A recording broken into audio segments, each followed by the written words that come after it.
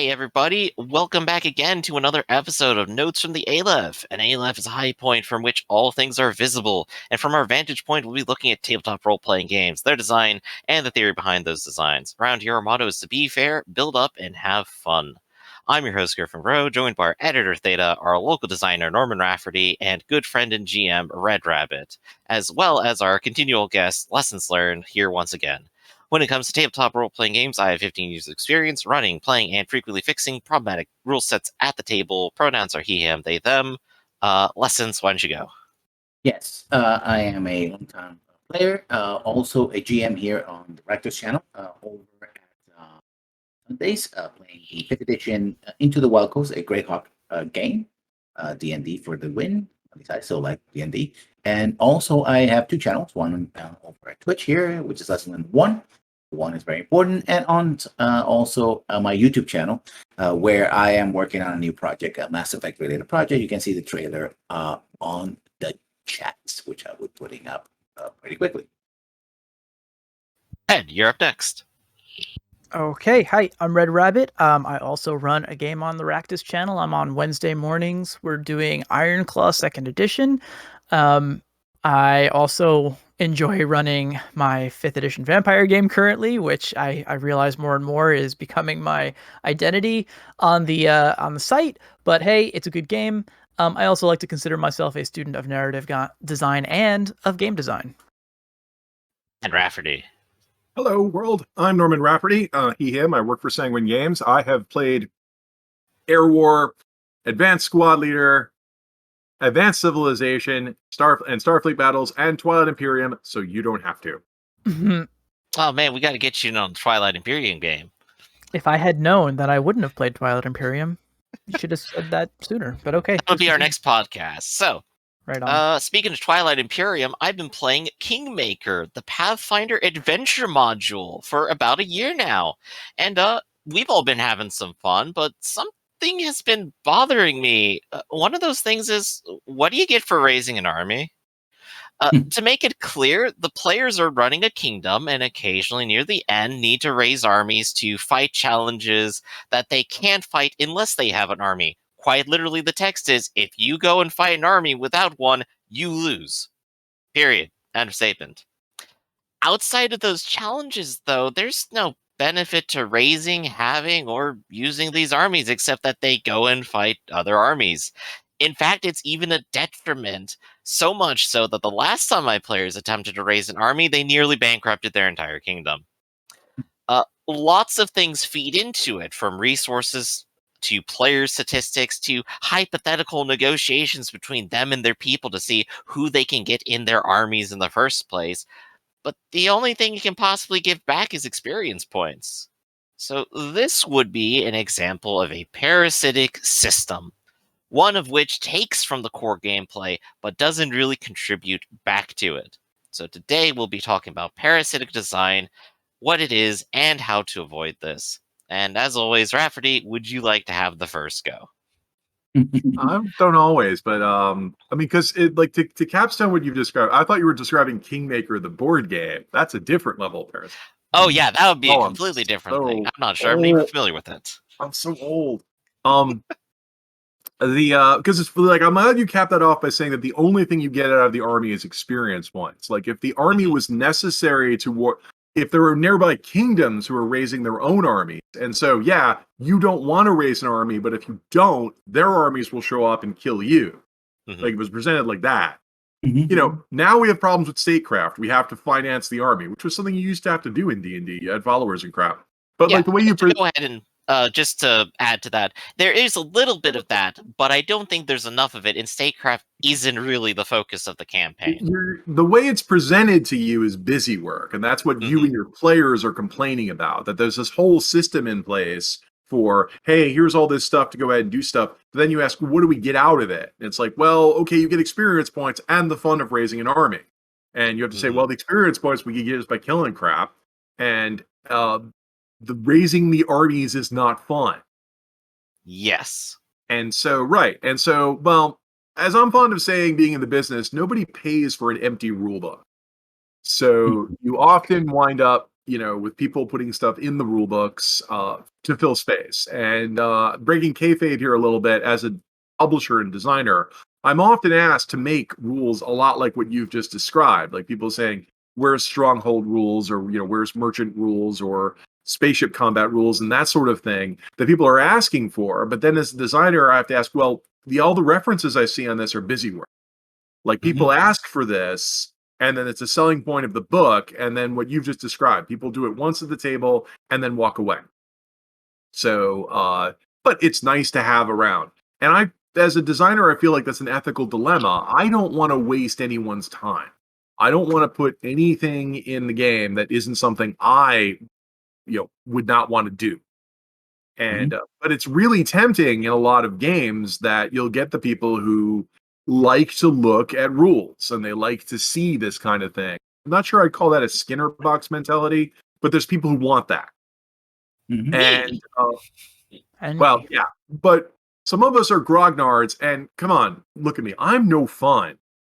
You don't want to game with me. Historically, no fun there.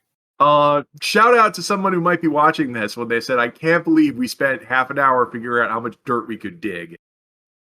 Oh, that sounds very familiar. Oh, dear God, it sounds very familiar. Half an hour figuring out how much a log is worth. Yeah, I'm having second edition D&D flashbacks right now. Oh, it's like, yeah. They said if they would have quit, they almost quit the game at that point. I mean, we already discussed like learning experiences and house rules. The question of how much, it's this weird paradox of tabletop gaming where they tell you like, oh, anything can be fun. You can just house rule it. By the way, here is a table that tells you how wide your character is when you try to travel through a dungeon. Rule table doesn't exist. They kickstarted it to bring it back. So yeah.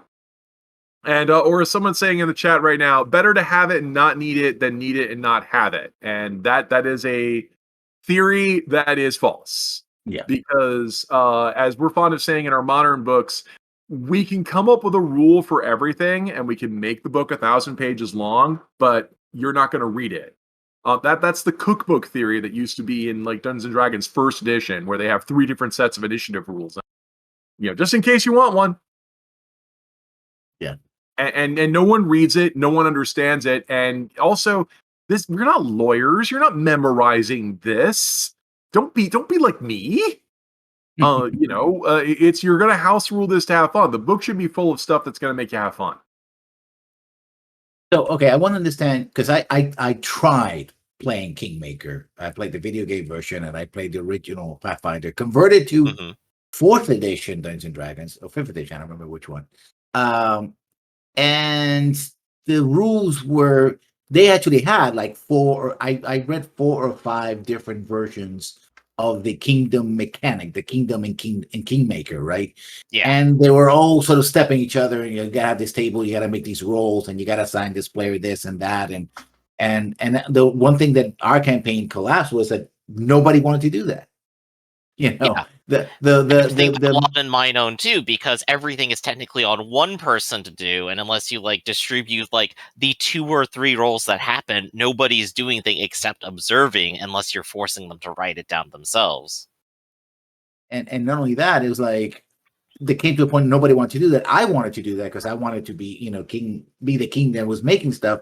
Then when I came with all my decisions to the table, it was like, oh, you made all these decisions, but we had no input. It was like, but you didn't want to do that. I mean, I wanted to do it, but you didn't want to do it, but I did it. Now you're upset that I did the thing that you didn't want to do. Right. And that's, I think, where the parasitic comes from. It's because you wanted to do it, but now it's become the opposite of fun. You put a lot of effort into it, and you're sad that the players, didn't acknowledge that effort added. And the players feel left out. They feel like a game. I mean, I'm not sure I'm not sure what the word is for this. Like when I used to describe this as, are you playing the game or is the game playing you? The players feel like a bunch of things went on that they didn't have any interaction or choice in. They just watched a machine spit something out. And so they're upset. And now we've got the problem where we went through a whole bunch of stuff and nobody's happy. Yeah. And like the best solution I found for that within our Kingmaker example is that some I've encouraged some players to adopt their own village or something, their own town, and say, this is mine. This is how I want it to look. This is what I want the culture to be like. And now I feel slightly more invested when the kingdom turn comes up and I ask, hey, do you guys want to build buildings? You can only build 4 and there's 5 players. And I think that at least gets them at least a little bit more invested. It still doesn't feature heavily in the campaign. It still doesn't give them back a whole lot, but it does at least give them, something narrative and roleplay to do and care about, which I can at least work with. But mechanically, there's not a whole lot there. So then, Mhm. I mean, So- it comes to, I think, a sense of player agency, right? Because if you don't feel that you're invested and your actions have meaning and you're actually, you can, it's like in video games, a false binary where you're given, for example, a choice between 2 dialogue options and the one is yes. And then it was like, yeah. And you're like, I'm saying the same thing, but slightly different voice actor saying the same thing. You feel like you're not doing anything. It's like, I have to make this choice. Otherwise I'm stuck here until my PC burns down or something, or but I'm not doing anything. But thou must, right? You must answer this question in one form or another. So the false binary of or a fight that you're. Oh, that sometimes happens a lot in not necessarily as a rule, but a fight that you're supposed to lose. It's like, well, then why am I fighting? In fact, related to fight you're supposed to lose, someone in the chat, Lord Zeppelin, described this as like, well, isn't this railroading? And it's like, well, yes, railroading is where your narrative is going to go to a specific conclusion, whether you choose it or not. When we're talking about parasitic design, we're talking about when we're going through a whole bunch of rules that don't really matter. Like the poster child I've been using for this is I was in a Starfinder adventure where the way it's proposed is to introduce you to the starship combat rule. You get into a starship combat where you're flying your ship and someone comes and attacks you.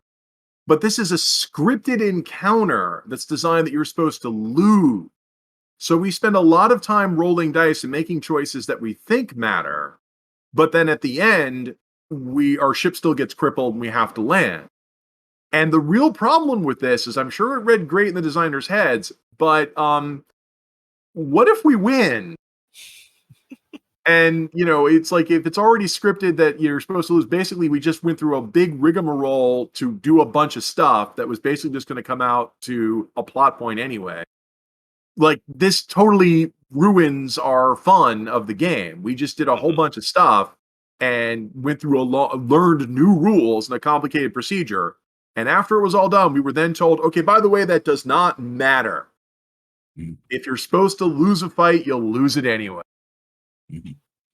It sounds more like it actually sounds more like one of the scenarios that were playtesting scenarios that are released for Pathfinder 2nd Edition, where there's a fight which is a high level fight, and essentially they just throw enemies at you, and they wanted to test how far the players would go before they all get wiped out with these high level clerics and all that. But that was a dedicated playtest. You're getting into a playtest, right? Yeah, this is like a playtest scenario that just got published. Like, Yeah. No, we're talking right now about like stuff where they have rules in the book and you follow them, but they don't reach satisfying conclusions that anyone actually wants. Okay, my question is, what is the difference between extraneous rules that are just there? I got flashes of GURPS, for example, because to fill space, and the ones that you're required to follow that give you that sense that you're being played as opposed to you playing the game. I'm trying to find a good example of the difference, if there is a difference between the two of them, right? I think if you look at the MMO space, I think we do have an answer to the question. The ones that you don't have to do are mini games. You go into it knowing it is a side thing and that you don't have to do it and that it's fine. And your reward for doing it is that you had fun doing it. Okay, at the very least. But if you're required to do it, then it's a drain on you for playing it all. So to bring this back to tabletop, are we ready to have everyone rage quit and never watch our podcast ever again? I do see you still have the Fantasy Flight game table there, so go ahead. I'm going to point out the game that has the most parasitic waste of your time mechanics I've ever seen. That game is Mouse Guard. I meet a lot of people who tell me how great Mouse Guard is and how much fun they're watching stream. They're pointing me at streams of people who are playing at Mouse Guard. The Mouse Guard system is a double-blind rock paper scissors system where you divide everyone up into two sides. Where I have hit points for disposition, and the other side is disposition. And then we pick maneuvers to try and reduce them. You do every big interaction in the game this way. If we're going cross country, the cross country is disposition. If I'm attacking a monster, the monster disposition. If I'm trying to win a legal case to convince them to release my friend, disposition. So we go back and forth like this, but the problem is this mechanic is weighted incredibly in favor of a tie. Because anytime I'm attacking, I'm not defending. And anytime the opponent's attacking, they're not defending, and we're reducing each other's hit points. And it's happened simultaneously, and they have it set up so we almost always have the same points, et cetera, et cetera. You go through this big rigmarole, and more than half the time it ends on compromise. What is compromise? That's where we just talk about how we think it should have played out anyway. So you shouldn't have Yeah. if you use a rule, then you end up nowhere, basically. Right. It's a huge waste of your time because in fact, it happened to us more than half the time. It's a huge, complicated process that feels like it's important, but we've done like mathematical probability analysis on it. It's a huge waste of your time. You could just jump straight to the compromise and do it. And it drives me crazy because people, say like, Mouse Guard, isn't this a great game? It's like no one you know is doing. Speaking of like previous learning tactics crap, no one is actually playing Mouse Guard. They're either hand waving over that step or skipping straight to compromise, or just nothing is really happening, guys. And that drove me nuts because it was like, if we're just going to do Amber Diceless, let's go straight to the conversation. It's a huge process that the more people think about it, the slower it takes. And if you think about it really hard, you discover how pointless it is. But people are constantly elevating, this as some kind of mechanic, and it just wastes everyone's time. Now, I think I have two examples from some of D&D's favorite whipping boy, which is 4th edition. I like a lot of 4th edition. It's from level 1 to 10. After level 10, it gets a little iffy for me, but that's just me, I guess. The two examples are what they did with utility spells and what they did with social dynamics. Right? Essentially, they boiled down all social dynamics into one set of rules, which is I think it was a skill challenge, right? Because the assumption was that if you just got to talk it out, you just talk it out. You don't need a rule for that. But if you need a rule, we're going to make it exciting, and we're going to have a skill challenge. Well, I remember a friend of mine who always got frustrated because he never felt that he could actually do anything. None of his skills, he used to play like a barbarian, something like that, would actually help in the skill challenge, right? So he was like, every time we did a skill challenge, because we felt that the situation called for a skill challenge, right? Because we have to convince this person it's a life and death situation. That's the example it's given in the book.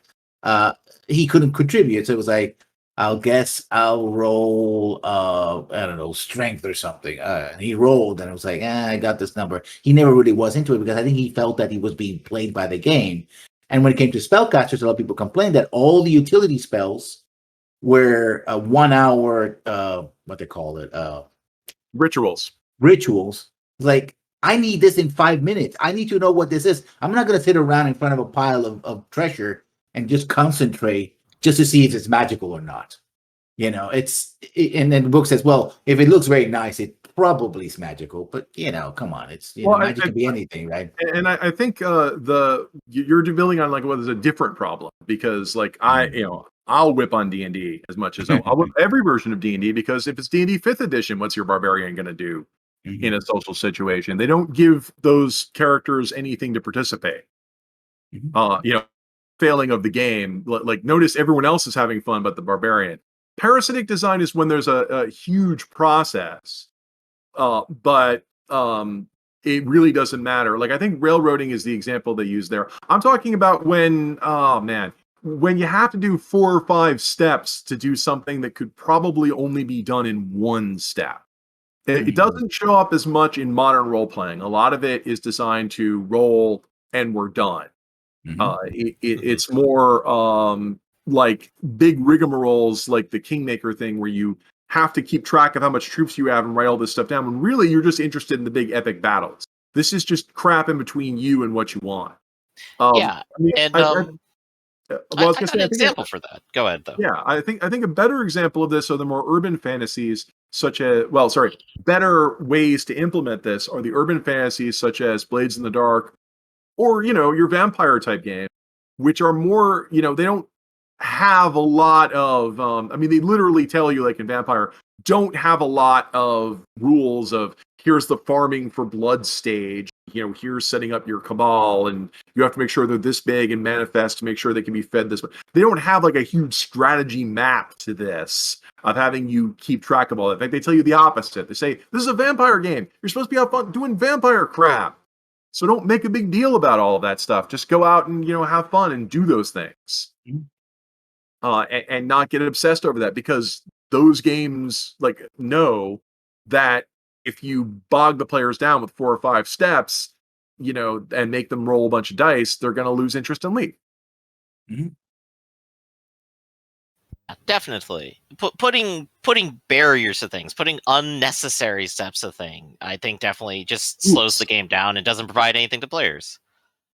The example I had is like I'm working on a concept right now, and I was thinking, all right, so I want a resource. I'm going to call it parts. Anything that's not organic is a part. You want munitions? It's a part. You want a new piece of your ship? It's a part. You want to build something? It's a part. And I was just talking with other people, and they're like, so what if you collected scrap, and scrap is useless, and then you turn it into parts? I'm just like, isn't that just pointless extra steps?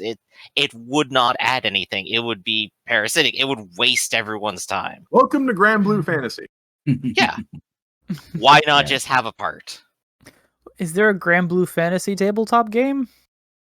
No, it's just There might be a card game.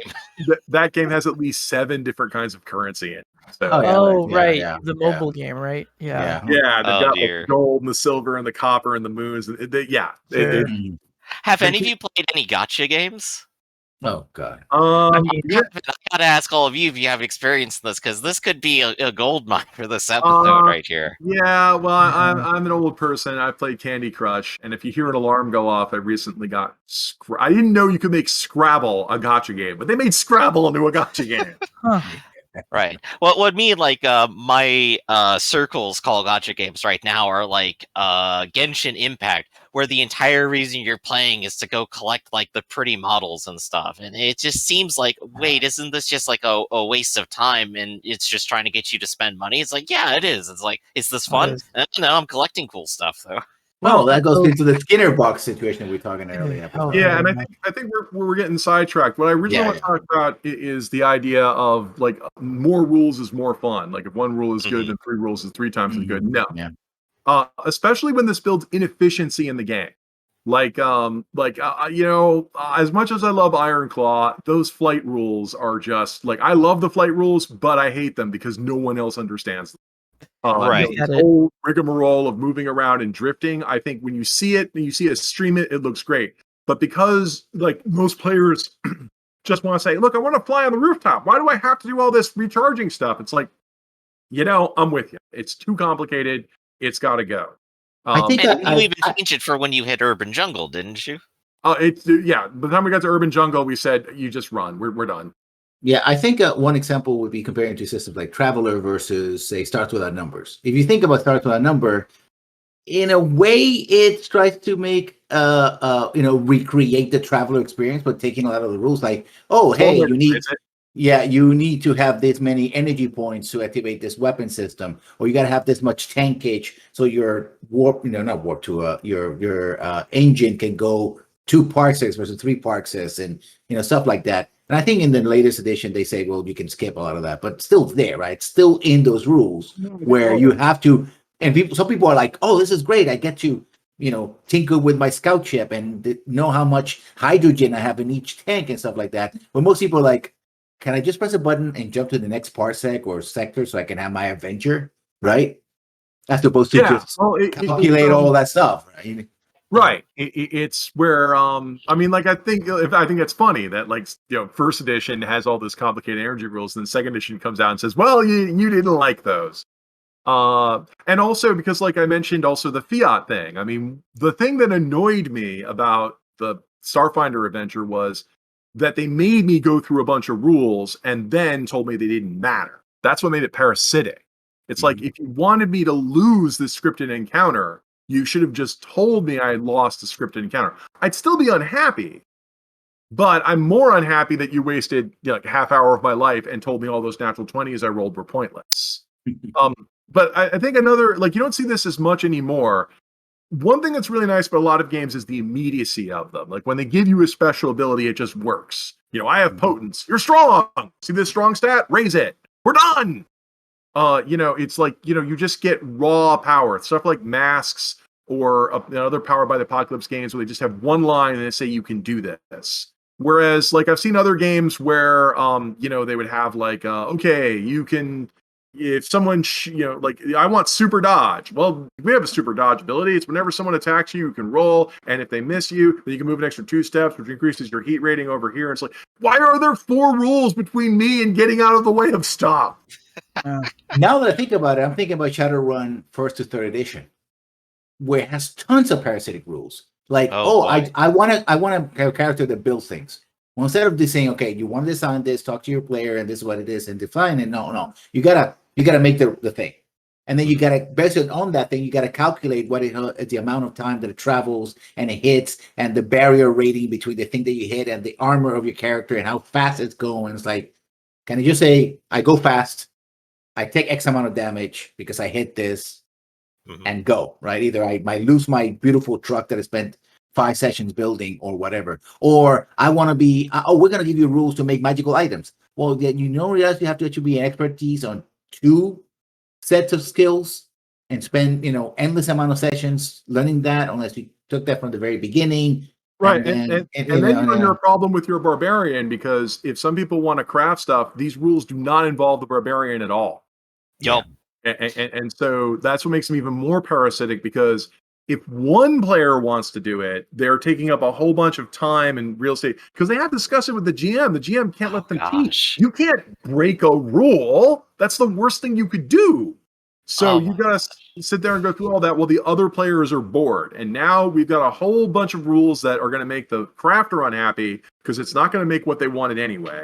It's going to make the other people who weren't involved with this unhappy because they had to sit here and listen to this or get bored on their phone. It's going to make the GM unhappy because they had to play rules couple. Like, everyone's time has been wasted. Oh my gosh. Or the Shadowrun is the perfect for wasting people's time there. Thinking about Shadowrun or Cyberpunk is the net hacking rules. Yeah. Where you have your hacker net runner, whatever, spending all this time. It's like, oh, look at this symbol. Oh, Shadowrun. Oh, hey, this triangle means the thing, and this hexagon makes thing. And if you don't remember that the hexagon and the triangle with the plus sign mean this other thing, and everybody else is like, can we just shoot the troll that is about to run us over in the real world? No, he has 4 more turns because he gets plus 40 initiative when he's in cyberspace. So he gets 5 turns to your 1. There's something weird. There's something about gamers that certain things like mecha combat or hacking with computers that they've just decided this has to be a huge waste of time. It has to be cooler than everything else. Yeah, apparently. And by cooler, they mean have more rules. In fact, that's the thing we're worried about here. When I talked about Heartbreakers a while ago. More rules means more cool. No. So I could rag on a whole lot about Shadowrun, but I think the best example is that the Technomancer is completely worthless. Absolutely, positively worthless. So let me tell you how a Technomancer works real quick. So you have a hacker. They have a plug in their brain. They connect to a computer, and then they roll to do stuff. That makes sense, right? Well, you're a Technomancer. You just get to do it with your brain. You don't need a plug, but you can't do anything. What you need to do is you need to summon sprites, which are basically like elemental spirits, but they're data, and then you have them do things for you. And it's like, wait a second, hold up. I thought Technomancers was supposed to be cooler, more dangerous, and faster than hackers, and none of that is true whatsoever. It is a huge waste of your time, and you end up having to build this portfolio of things to do things for you, and if you don't have them, you can't do anything. You're worthless. Go back home. Go play a real hacker. So to get to the parasitic theme, it's more work than the hacker, because you don't just buy hacking skills. You have to find things to summon that have the hacking skill. That's right.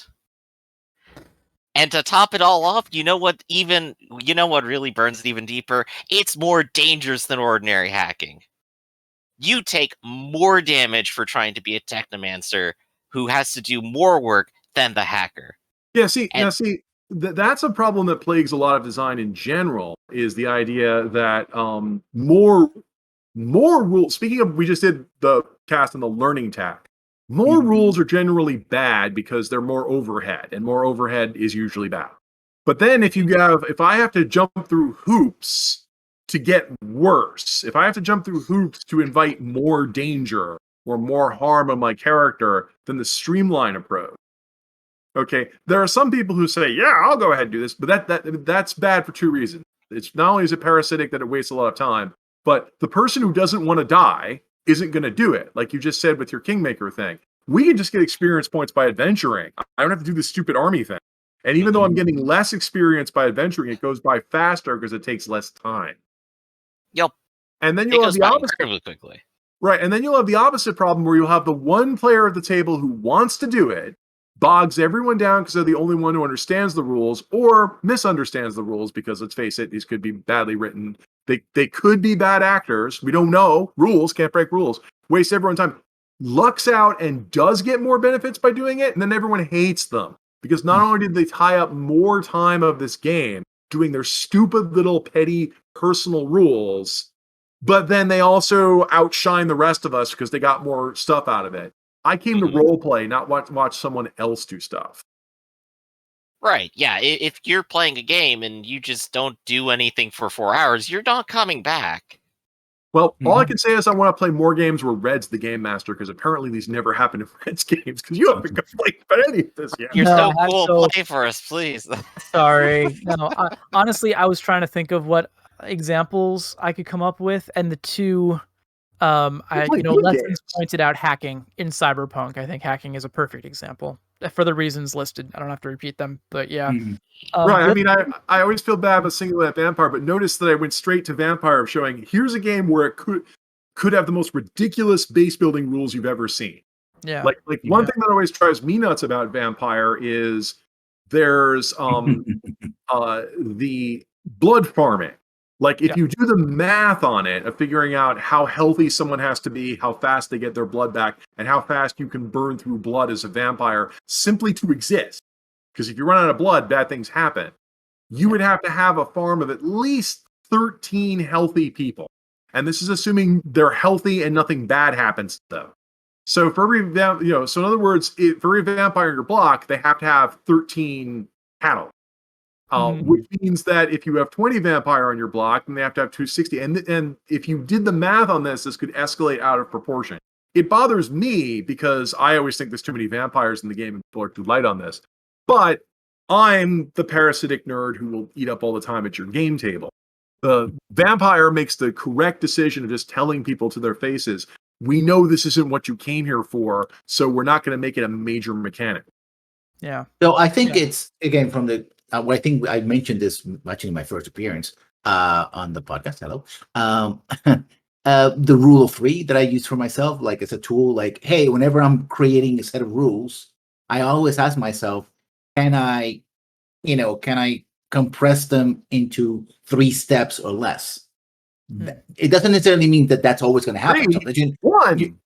Well, 1, yes, 3 or less. That's what I know. but sometimes you need 5 steps. If you really need the 5 steps, you have to justify the 5 steps or the 10 or the 20, right? You can't simply say possible, but no.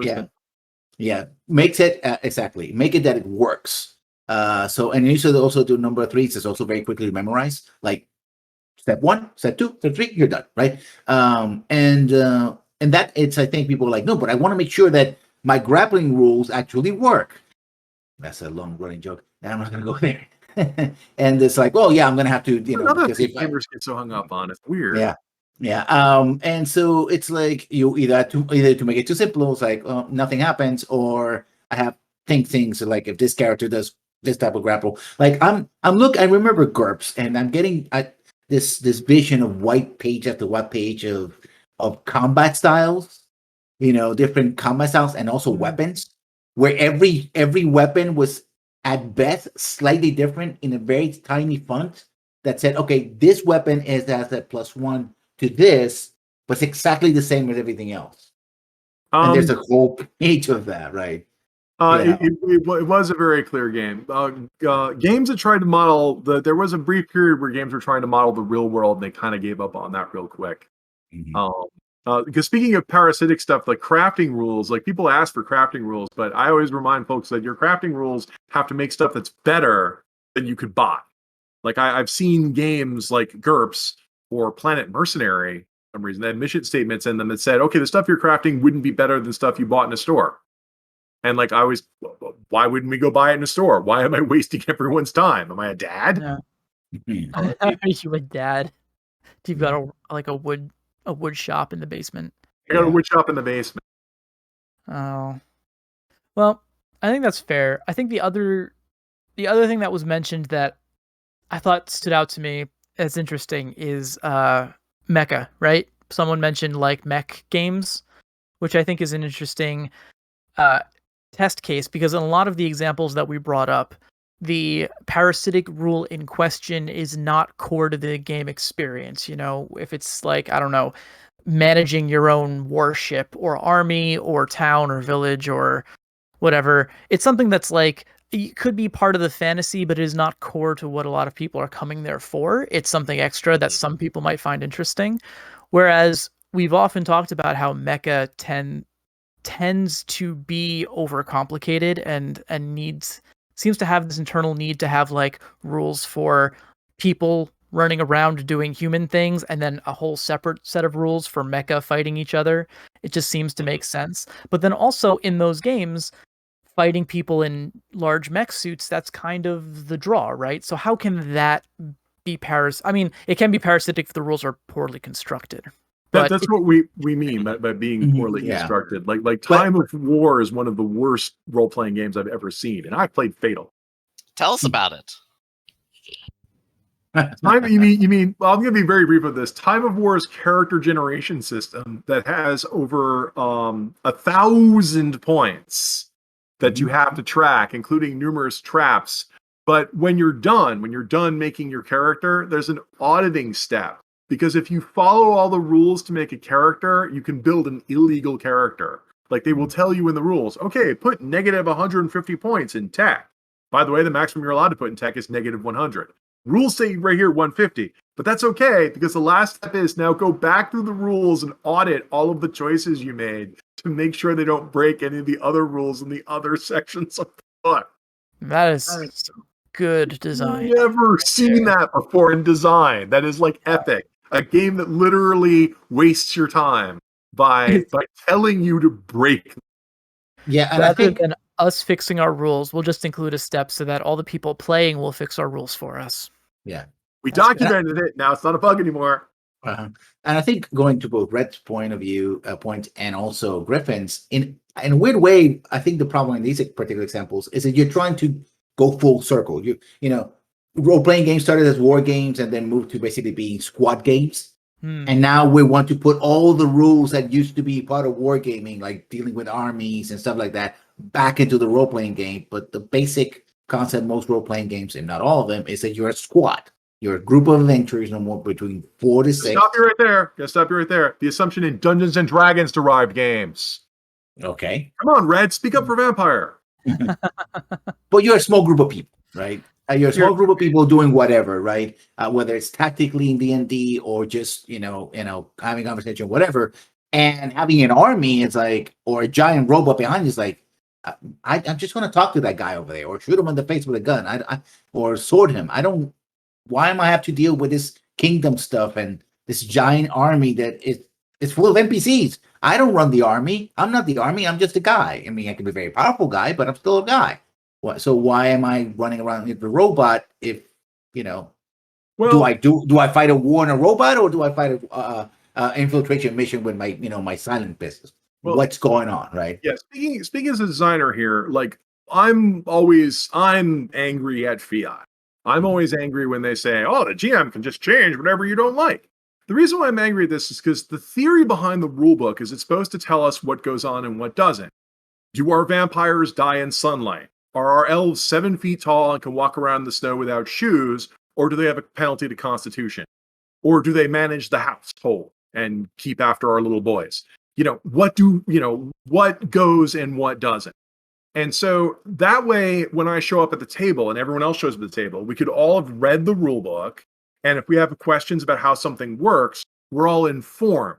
That means also we don't have to ask questions.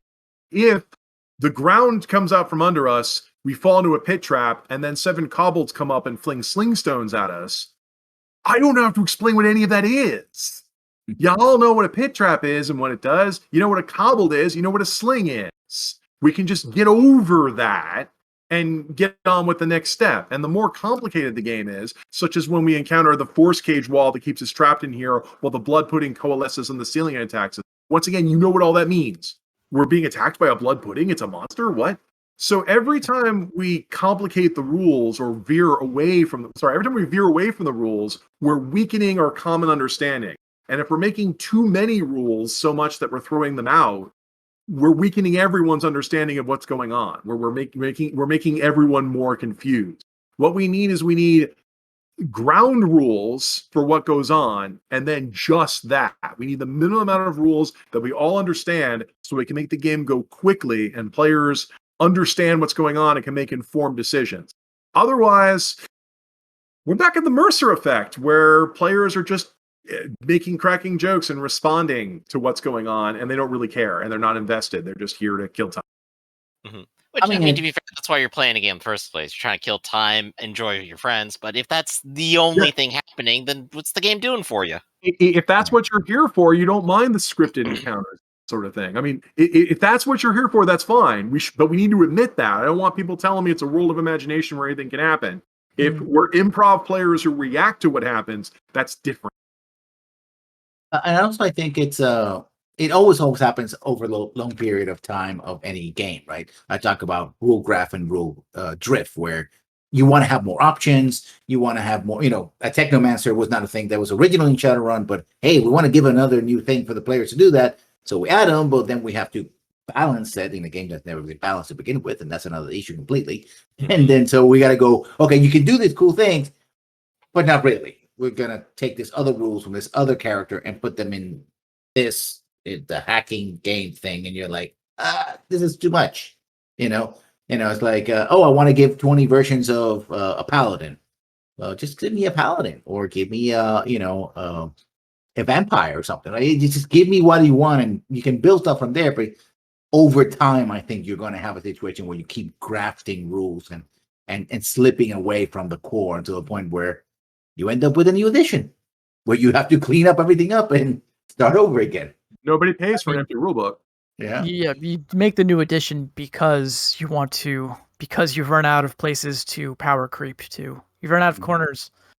I will say, I'm making a radical declaration right now that I guarantee that any special subclass released for the 5th edition of D&D in the past 5 or 6 years, you could make that character using one of the base classes and a little bit of reflavoring, and they'd work perfectly fine.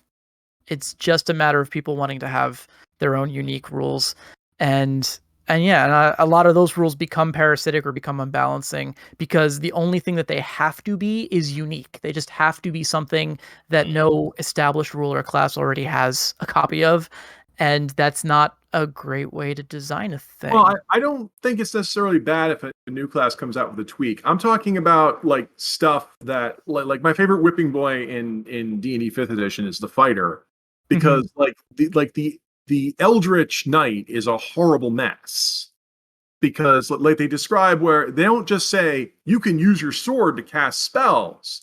They say you can use your sword as a replacement for material components, but only for some at level 3 and more of them at level 7. And it's like this huge mess that no one understands.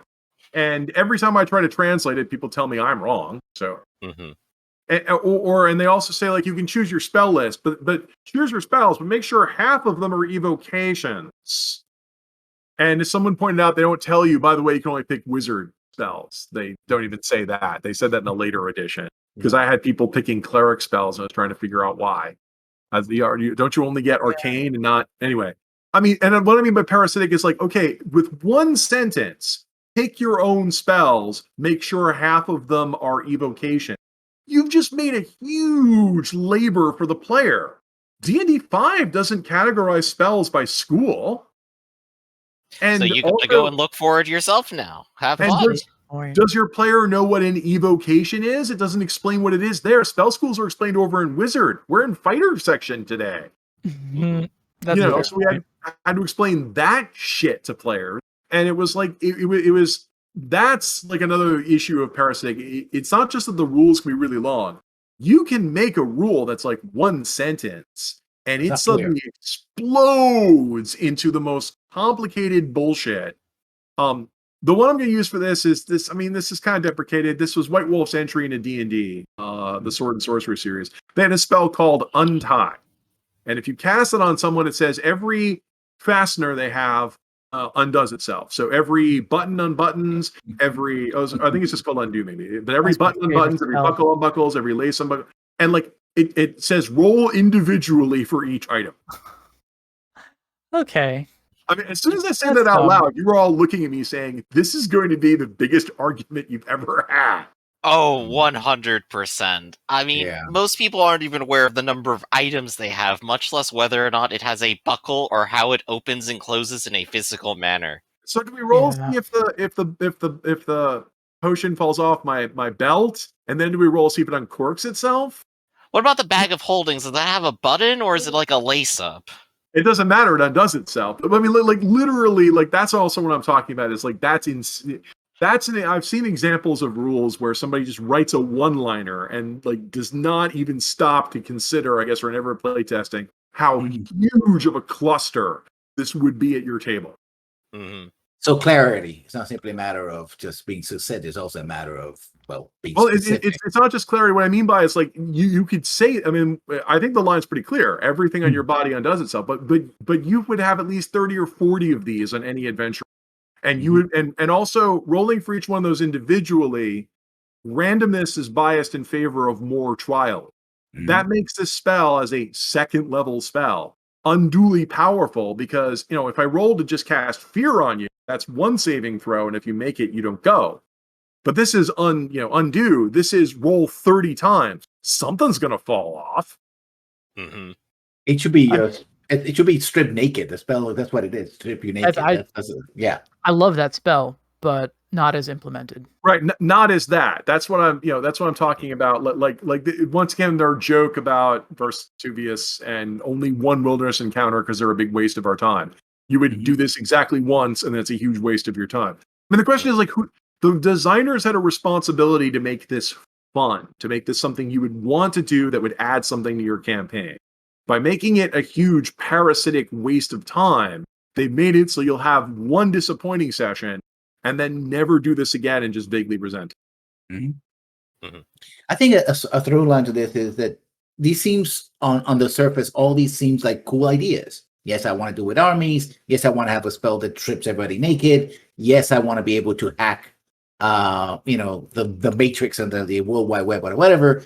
But the implementation of it, either because it's too wordy or because it's basically a grenade, word grenade, if you will, if that's probably the way I would describe it. No, that's a great metaphor. I love it. Yeah, it just goes wrong. For example, if they had done the thing they did with the clerics, where they give like a small list of spells, it's like these are your spells. The Eldritch Knight, that make it a little easier, right? It's like here's a list of spells that your Eldritch Knight can do. Here's Fireball. Look Fireball on this page. Now you know what Fireball does. You're hitting the nail right on the head. The reason why we're arguing about this is because it's stuff that came up, like shitty rules that we never use, like underwater combat or whatever. No one gives a shit about because no one uses them. The first degree of parasitic is too much shit in between us and what we want to do. So it's wasting our time by doing that. And then there's the worst level of parasitic, which is a big procedure that we go through that was pointless and didn't do anything anyone wanted, but was there just for the sake of having some big procedure. Like we went through it and nothing happened or nothing interesting happened. So the basic thing we need to take away from this gist is avoid. It's tempting. It's luring. It's why I did the Fantasy Flight joke here. which is, it's alluring to have lots of rules and lots of systems stacked onto each other. Ooh, this looks complicated. But in the end, it's usually too much shit in between you and what you want to have happen. Yeah, pretty much. I agree. All right. So I think we're probably nearing the end of all that. We got any concluding remarks we want to make about it then? About terrible, horrible parasitic game design. Get yourself a good editor. That's the best advice I've heard. I'll go one step higher. Play test this crap. Yeah. Almost anytime you run into a parasitic rule, I can't believe for a minute the Time of War was play tested. Like anyone that goes, I guess, this character creation system's okay. What have you got to say, Red? Oof. Yeah, I'm just parroting because I don't have anything particular to add. Red plays good Bad games. or bad. Red just plays good games. How dare you suffer with Yeah. us?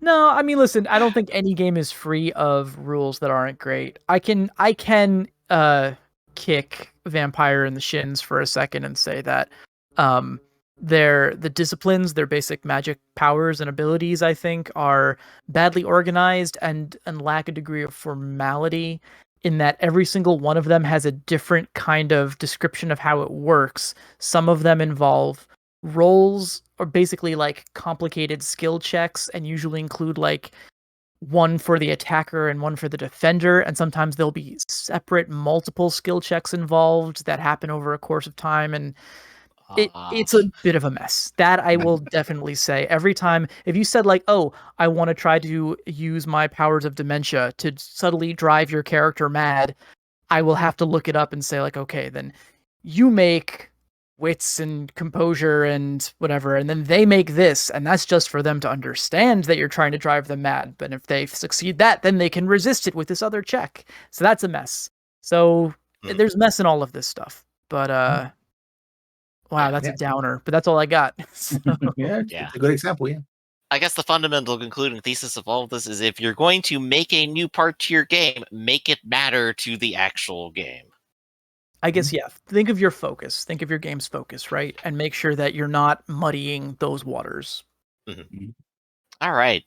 So I think, everyone, that's going to be it for this episode of Notes from the Aleph. We stream bi-weekly Fridays at 2 p.m. Eastern Standard Time, and you can come join us live at twitch.tv/Fractus. We also stream and record weekly tabletop games at the same channel. You can come join us when we start at 10 a.m., 2 p.m., and 6 p.m. Eastern Standard Time on Sundays and Wednesdays.